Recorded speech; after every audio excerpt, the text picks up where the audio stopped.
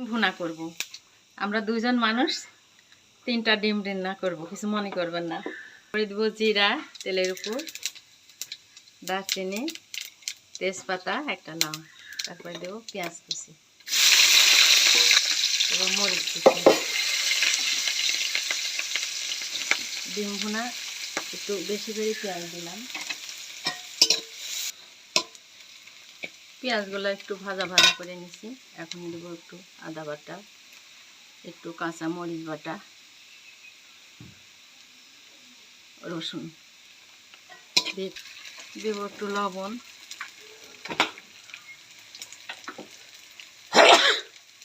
একটু জিরা গুঁড়া, সামান্য একটু হলুদ গুঁড়া,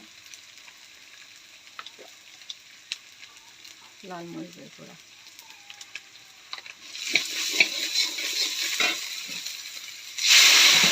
একটু পানি দিয়ে দিলাম। মশলা কষানোর পর এবার দিয়ে ডিম দিয়ে ভালো করে কষিয়ে নেব। আর পানি দিব না, নামিয়ে নেব।